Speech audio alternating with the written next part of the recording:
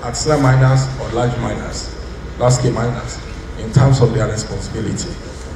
Government to provide a enabling environment and strengthen enforcement and promote security in the mining field. Well, this is a recommendation, even though I know this is ongoing. Government is doing very well in this regard. Organize artisanal into cooperatives. This is also a recommendation, even though I know this is ongoing. Need to create a platform for the communities and miners to promote synergy.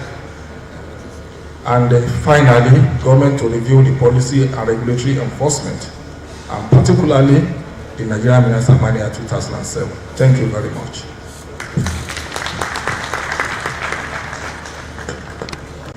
Putting heads together with Mr. Salam, let me quickly recognize some persons who have come in here this morning. It does well because some people didn't come. So if they bother to come, I think we should deify them with some applause. Thank you very much. Mineral Resources. He's represented here by the Permanent Secretary, Dr. Joseph Kolo James. Integrated Concern Limited in Asaba, Delta State. You're welcome.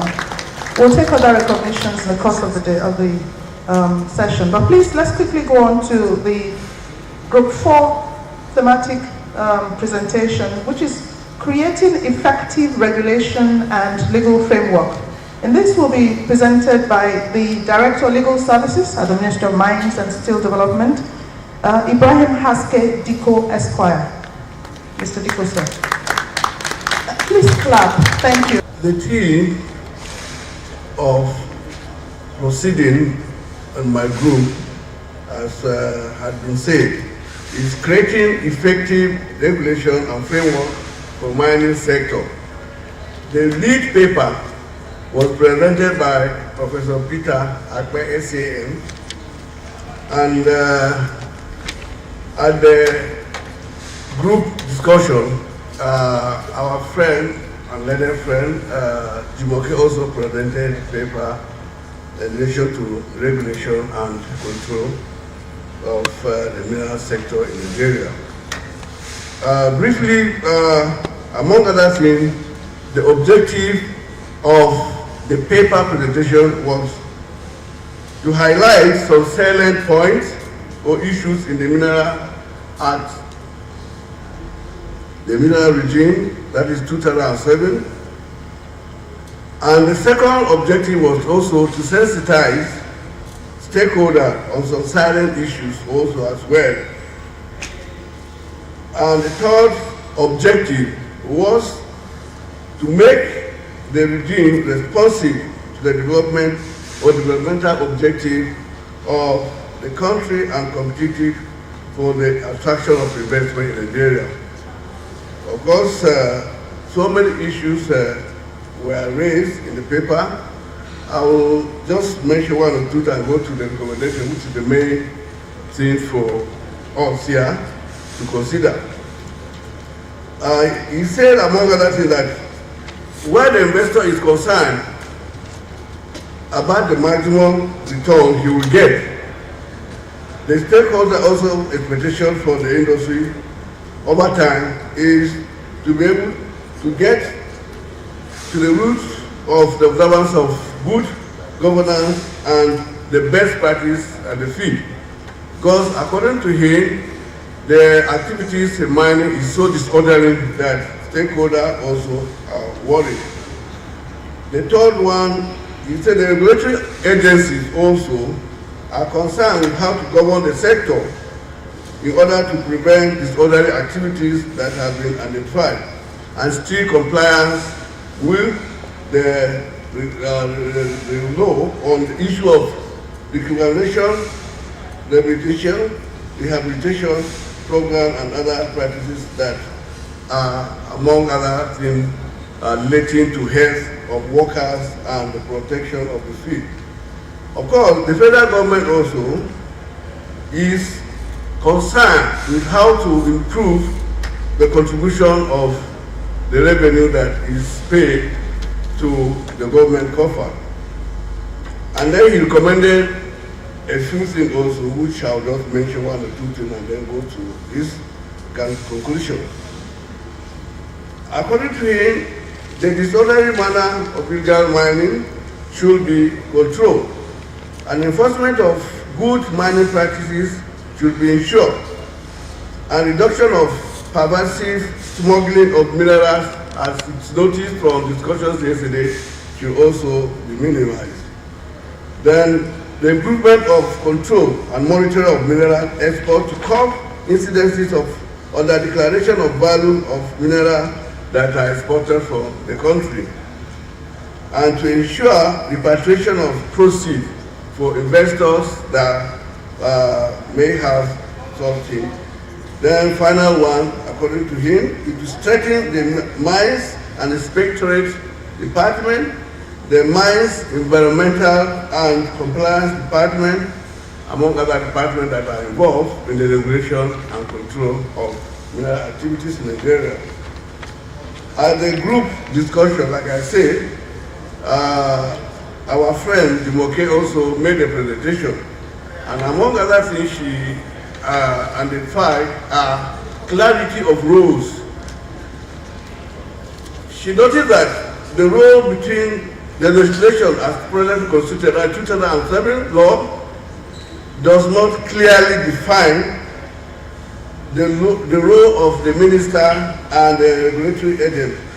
And to that, sometimes there are confusions. She gave us an example of one of our clients. Then also, fiscal regime, the incentives are not clearly explained. And she quoted some section of the law, which I will enumerate at the end of the day. She also talked about the surface rent. This, she said, is a very serious matter. For the basis of owner occupier entitled to receive surface from mining leaseholder under Section 102, right of occupancy acquired pursuant to Section 1(2) of the Mineral and the Land Use Act, the clarification of who should be entitled to receive surface rent should be included in the law. That is to say, the present law needs to be amended in a very polite way, she says so that it will accommodate some of these confusions that have been discovered. Having discovered that the law is one of the best globally, but of course, in every human endeavor, you try to, in operation, you see some loopholes which, as human beings and a dynamic society, we should strive to improve. So it's not unusual that such lapses exist in the present law, but what we're expected to do is to improve upon it. She also raised the issue of compensation. Now, when it comes to issue of compensation, there's also confusion, because you will not be sure whether Section 108, which talks about MCO making determination, or Section 113 of the law, which talks about the minister, which way. Is it the minister, the MCO? So such confusion should be clearly defined in any new law or in an amendment of the present law. So she commended, among other things, that ministers should focus on policy issues. That's what we are trying to do in the ministry. Let me not tell you the decade, but the ministry is gone ahead of, it's gone beyond this position now. The ministry is working very, very serious to ensure that some of these observations that are being brought to focus are being caught, and a lot of programs are going on. And you sincerely happen to be part of that program.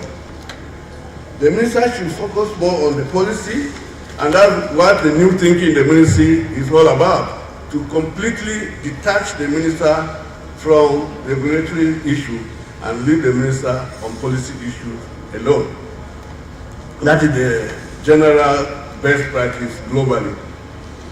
There should be a synergy between state and federal government. Yes, that's what we tend to do. So there's a need. In fact, one of the essence of the council is really to bring state and federal together so that we can put some of this on the table for the purpose of,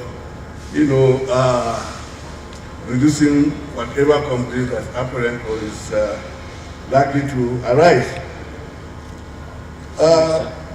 The conclusion, sir. The council is hereby invited, with the greatest respect, that clarity of law between the minister, MCO, state, federal government, and social and community issues should be clear and aligned with the Mining Act. And when you align, it's to amend. So they are actually saying the same thing that the ministry is thinking. We think that this recommendation tally with the thinking of the ministry, and they are grateful for that. The issue of compensation, surface rent, physical incentive should be looked into with a view to aligning with the Mining Act 2007. That is the recommendation, and we also had a presentation by Dr. Senisi. It's not directly on the issue we are talking about, but then it has something to do with the mining regime in Nigeria. He brought to our notice the metallurgical industry bill that has been with the National Assembly since 2009 or thereabout, and which is still there. According to him, that law was passed by the Senate, and the President then did not assent to it. So he's urging the Council to look into the matter with a view to either talking with the relevant agencies or to represent, and that also happens to be one of the things that the Ministry is considering properly now. The Ministry is also looking at the bill before the House of Reps, which is a private member bill. We want to align it with our own thinking and see how we can move forward. I'm sure by the time the chairman of the Senate and the House Committee are here, if some of these issues of non-passing are raised, they will be in a position to react to that. As a matter of fact, the paper from Dr. Senisi is an information paper, and as such, we urge the Council to look at it with a view to align with the Ministry's thinking so that some of this thinking can be brought to reality and for the purpose of growth and progress in the industry. Thank you.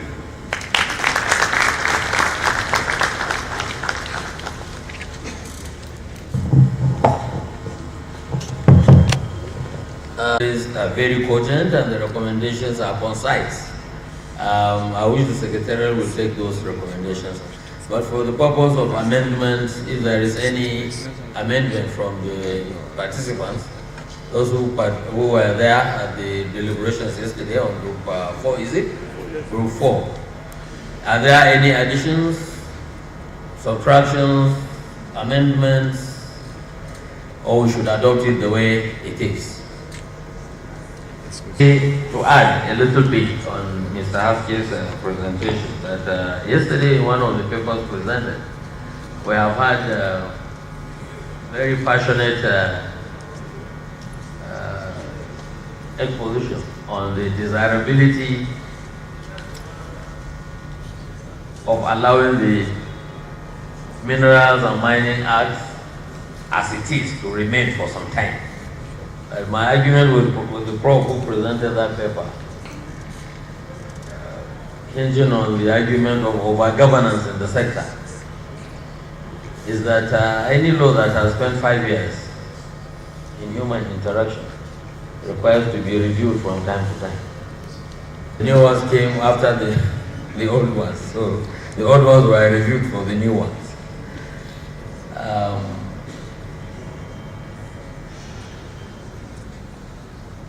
The ministry is actually involved deeply in rethinking the whole sector. And until and unless we adopt practices that obtain in other clients and that have produced better results, we would be living in the past. And our mineral and mine sector would not progress. And the desired foreign direct investment that we crave for would not come. We have to live with the best practices that obtain in the industry. We have to reshuffle our policies. We have to rethink our laws.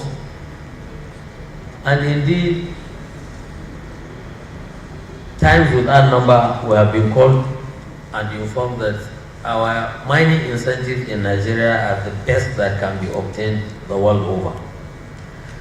They are the most generous and the most simplest. So if we can just underpin those incentives with correct mining laws and correct investment climate, as well as correct regulatory framework, I think we would achieve our desire as far as mining is concerned. So I would like to hand over to the MC. You call Group Father. Thank you very much, Mr. Chairman. We'd just like to quickly acknowledge that we have in our midst the thematic paper, the Group 5, and that's the last one. Is on strategies for implementation of the roadmap for national development. And it was presented by Professor Okunlola yesterday. He's still the one giving us the presentation today. Please, let's put our hands together to welcome Professor Benja Okunlola. Distinguished audience. At our thematic meeting in 5 yesterday, we, apart from the lead paper on the strategy for implementation of the roadmap, we had 2 other very deep presentations from the Nigerian Metallurgical Society, and then also from the Raw Materials Research and Development Council. The first lead paper on strategy for implementation, all the details were all here yesterday, so just the highlights on the current status and ministry's efforts, the strategic framework, where to play, how to win, the key enablers, the mines implementation strategy teams plans, and the groupings, and what has been done so far were all presented. And then also looked at what had been achieved so far in trying to implement this strategy. And then the next steps for the MISTs. And then we had this presentation on the revitalization of extraction and refining technology for a vibrant metallurgical industrial subsector, which was the strategy for implementation of the roadmap, mining roadmap for national development. That was from the Nigerian Metallurgical Society. And that dwelled on the fact that the mining roadmap has not yet adequately captured the metals and steel sector. And this was noted by our group for proper capturing into the mining roadmap and the implementation of the strategy for the whole sector. The metallurgical sector is a valuable industrial sector, and it's so valuable for an industrialized economy, responsible for the production of various types of metals from their mineral ores. So it's also therefore generally seen as a major index of national prosperity. And in order to ensure that metallic ores of Nigeria are exploited and developed in the best interest of Nigeria, there is need for value addition.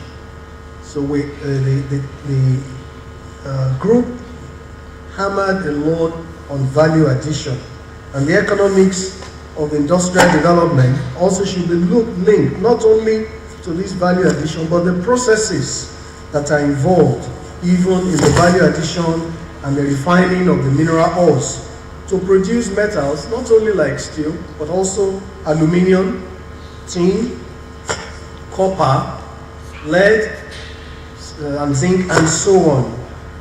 Mining, processing, smelting, and refining industries should also be revitalized. There should be strategies for their revitalization, managed and investment encouraged. Also, we also know that value addition through processing and refining of metals, apart from being a major index of national prosperity, is also a way of creating pathway to industrial greatness for agriculture and technological revolutions, and also job creation. So we also looked at developing strategies for domesticating the production of liquid metal via processing and refining of the abundant iron ore resources that we have. And also we had recommendations from the Raw Materials and Research and Development Council, and which also hammers on the issue of value addition. So emphasis, apart from evolving strategies for the mining, management of minerals, data generation, value addition is also germane. And then the strategy, the mines implementation strategy team and strategies for the ministry and the sector should look at this. Specifically, the RMRDC's recommendation, which was taken by all of us, was that there should be a national strategy for competitiveness in raw materials and product development program. And this targeted at evidence-based data and information that will enable the country to focus and target appropriate items that will be produced in Nigeria in the short, medium, and long terms. This is captured in the roadmap, but we're also going to see how this can be factored into national competitiveness in terms of collaborating with other relevant agencies. The other recommendations was collaborations with tertiary institutions for geological information.